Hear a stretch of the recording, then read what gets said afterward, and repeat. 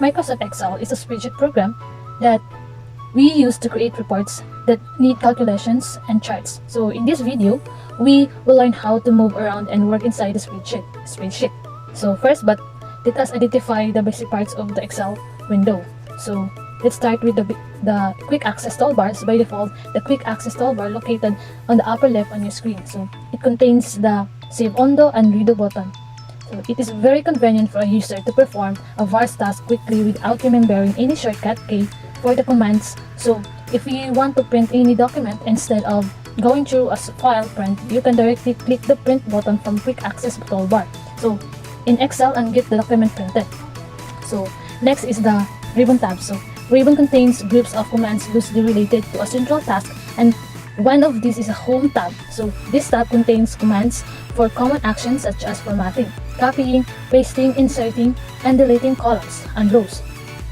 So the next is the insert tab. So this tab contains commands that enable you to insert objects such as charts and shapes in your spreadsheets. So next is the page layout tab. So this tab holds all the commands that enable you to determine how your spreadsheet looks both on the screen and when printed. This commands control options such as theme, colors, page, margins, and print area. So next is the formulas tab. So this tab holds all the commands that help define, control, and audit Excel formulas. So next is the data tab. So this tab features commands that enable you to connect external data as well as manage the data in your spreadsheet. So next is the review tab. So with the commands such as spell check, protect sheet, protect workbook, and track changes. So the theme of the review tab is protecting the data integrity in your spreadsheet. So next is the view tab. That commands on this tab are designed to help you control how you visually interact with the spreadsheet. So next is the theme tab. So the theme tab is not visible by default on the Microsoft Excel workbook. You need to install some packages in order for you to view the theme tab, and this mostly used on the programming purposes on working on TFS versus TS accounts. So next is one is the formula bar. This is where any calculations or formulas you write will appear. You will understand the relevance a bit once you start building formulas. So next is the spreadsheet grid. So this is where all your numbers, data, charts, and drawings will go. Each Excel file can contain several sheets, but the spreadsheet grid shows few rows and columns of active spreadsheet. So to see more rows or columns, you can use the scroll bars to left or to a bottom. If you want to access other sheets, just click on the sheet name or use the shortcut Control plus page up or Control plus page down. So lastly is the status bar. So this tells us what is going on in the Excel at any time. So you can tell if Excel is busy calculating a formula, creating a pivot, report, or recording a macro by just looking at the status bar. So the status bar also shows quick summaries of selected cells, count sums, average, minimum, or maximum values. You can change this by right-clicking on attention, which summaries to show. Good day everyone, another day, another information new to learn, and now we will be learning about the general keyboard shortcuts in Microsoft Excel. Ctrl plus N is shortcut for create a new workbook. Ctrl plus O, shortcut for opening an existing workbook. Ctrl plus S, shortcut for saving a workbook. F12 shortcut for open the save as dialog box. Ctrl plus W shortcut for close a workbook. Ctrl plus F4 shortcut for close Excel. F4 shortcut for repeat the last command or action. Shift plus F11 shortcut for inserting a new worksheet. Ctrl plus Z shortcut for undo an action. Ctrl plus Y shortcut for redo an action. Ctrl plus F12 shortcut for switch to print preview. Control plus Tab, shortcut for switch between open workbooks. Shift plus F3, shortcut for insert a function. Control plus F, shortcut for in spreadsheet, search in spreadsheet or use find and replace.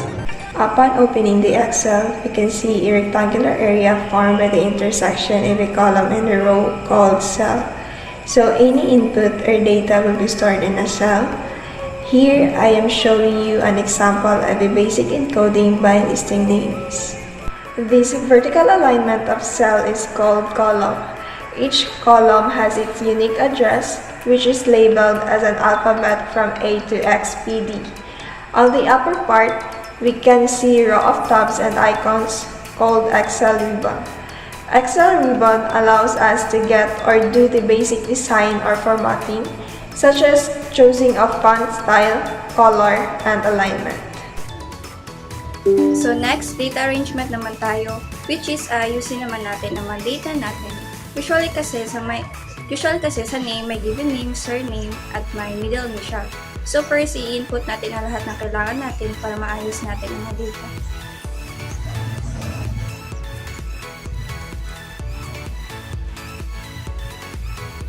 So once kompleto na ang data natin, aayusin na natin siya sa taas. Itong araw nito to select all the data, and then kapag nakikita natin shaded na ang lahat, i-format na natin siya based sa gusto nating format.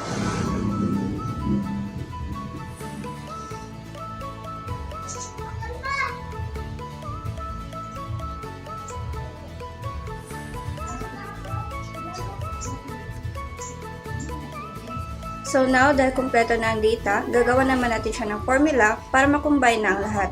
So, always starts with an equal sign, then A2 and quote sign, space, quote sign B2, quote sign space, quote sign, and C2. Yung mga A2, B2, C2, ayan yung mga column kung nasaan ang ating data. For example, si Maria ay nasa column A2, si middle initial naman nasa column B2, si surname sa column C2. Then, after this, ita-drag down na natin para makopy natin ang formula na nasa taas. So, ayan, makikita na natin na ang result sa formula na ginawa natin. But, we should also always check the data, baka may mali sa mga formula.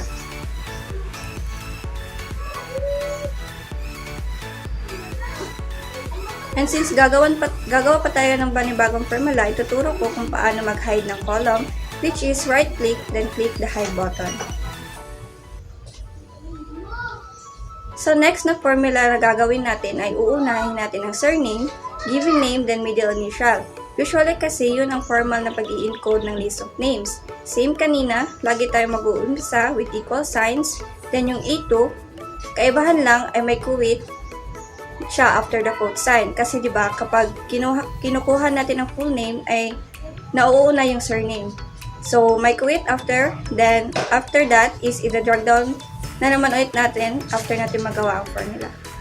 Yun lang. Sorting data alphabetically naman tayo. So, click the column 1, then click the filter. Dito, may makikita kang arrow, then click, then may makikita kang A to Z. Yan. Magsisort na siya kusa from A to Z. After natin makuha is magna-numbering na tayo. So, right-click, then insert column. Ayan. Then, maglalagay tayo ng 1. Then, i-drag down natin siya. And then, makikita mo yung box. Click the fill space. Yan. Magna-numbering na siya ng kusa ng 1 to 5 or continue.